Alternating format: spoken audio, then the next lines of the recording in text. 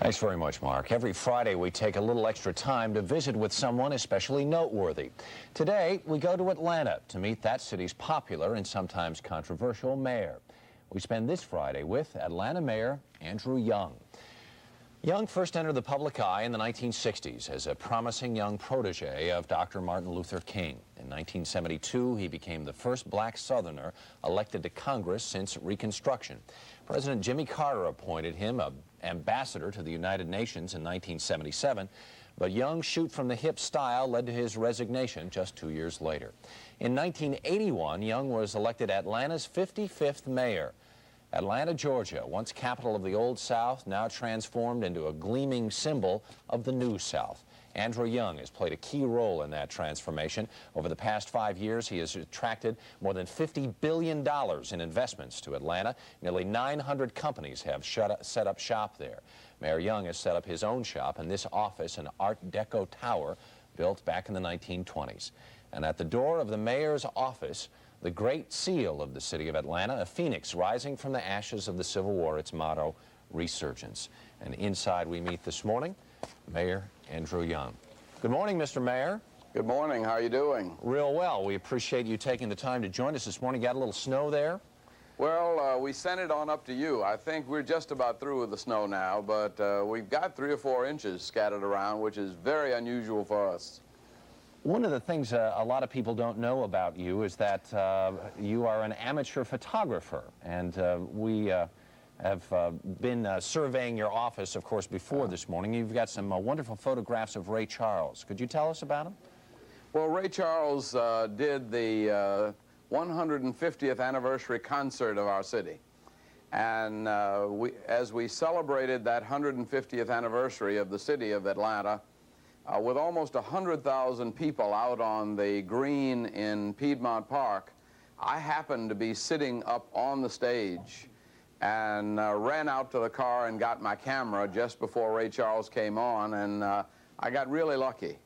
I'm a Ray Charles fan and have always liked Ray Charles' music. He is a Georgia native and had a lot of his first start here in Atlanta. So I was very glad to be able to take some good pictures of him. I'm just sorry he can't see them. There's another photograph very near there of some dancers who are kind of representatives of Atlanta. Well, the North Side School of the Performing Arts is really one of our great magnet schools in the city of Atlanta. We've sent young people to Broadway, to Hollywood, but almost every year we take them on a tour promoting the city. This was taken in London when they went with the Convention and Visitors Bureau. And last year, I think they went to London and to Tokyo. By the time most of these kids finish high school, they will have been abroad at least 3 times. That's incredible. And they've done a great job of promoting our city.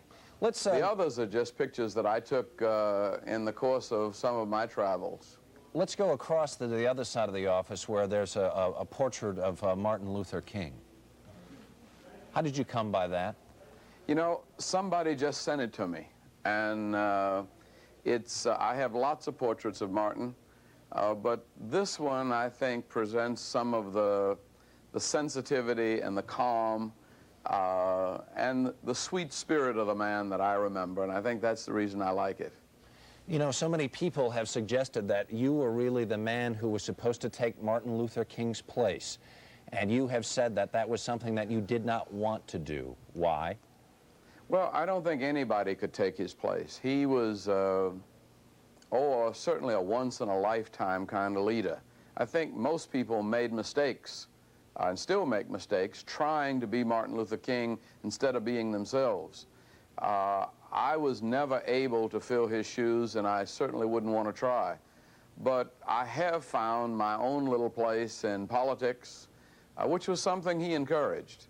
And I've really enjoyed being mayor of this city and working with the people of this city to try to help us move on into the 21st century as really and truly a great city. Well, let us move into your office then, if you don't mind. You have Sure. a lot of mementos and memorabilia in your office. Well, I don't know where to start. You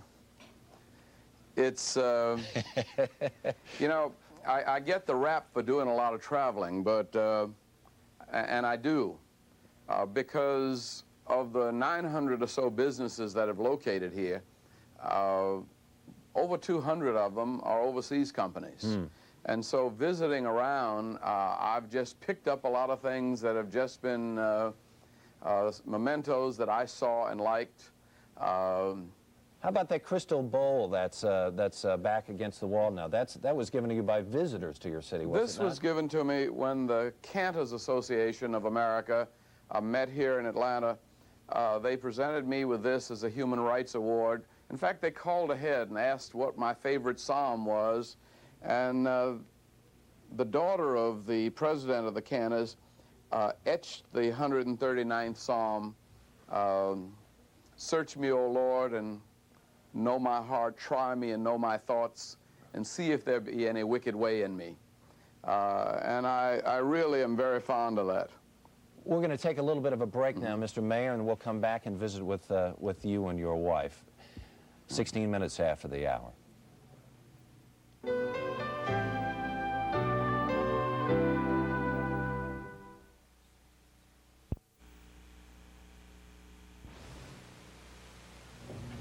We return to Atlanta now, and our visit with Mayor Andrew Young, joined now by his wife, Jean Childs Young. Good morning again. Good morning. Proud new grandparents, we understand. That's right. That's true. When, whose baby and how new? Well, it was Andrea, our oldest daughter, who's in Washington, and she's now just about 2 months old. It's terrific. You have such a successful family, 3 grown adult daughters, a teenage son. They're all in wonderful careers and in family that is so successful, yet so much nowadays we hear about the disintegration of the black family. How is it that you have managed to do so well with your children? Jean? Well, sometimes we wonder ourselves. But perhaps because... I think she takes them to Sunday school every Sunday, and I think that makes a big difference. You know, we grew up in church, and I think it's been a fight to keep our children in Sunday school, but fortunately, they've all grown up to be very active in their religious lives. Also, I think because the family has been so close, that they've been surrounded by relatives, by grandparents, and lots of caring friends. And we try to maintain pretty close contact with them, even though they aren't at home right now. Your families, especially in younger days, you and Andrew are very close to the Kings. Do you remember right offhand any favorite story of your relationship with the Kings from your younger days? Well, we used to enjoy going swimming together, and Martin liked to swim, and I think that was one of the few things perhaps that he would do with his family and friends that was relaxing and a form of enjoyment for him to sort of get away from it. And I have some fond memories of swimming with him and the children. YMCA swimming pool. Yes. Yes, that's right. In fact, all of our children learned to swim, although they are girls, they all learned to swim in the YMCA. What is the Dream Jamboree? I know that's something that both of you are very involved in. Well, the Dream Jamboree is a rather remarkable event in that we bring all of the 9th, 10th, and 11th graders in Atlanta Public Schools to our Civic Center over a 2-day period. That's about almost 20,000 students. And we expose them to career opportunities. We bring in colleges and universities and labor unions and businesses and anyone who can offer our students some form of education or training beyond high school. And it has been enormously successful. The students get a chance to talk on a one-to-one basis with these people, find out about what they need to take in order to enter the field, what Basically, courses. what it's done is it's given them some incentive to study. It's given them some hope. Last year, about $14 million worth of scholarship money went to the graduates of Atlanta public high schools. and over half of them are now going on to colleges and universities. We say it's 2 days of career ideas that can give you a life worth dreaming about. That's why it's called Dream Jamboree. Well, Atlanta seems to be a city that is a dream come true, and Mayor Young and Jean, thank you very much for joining us. Well, this we're morning. trying hard. All right, thank you very much. 22 minutes after the hour, we'll be back.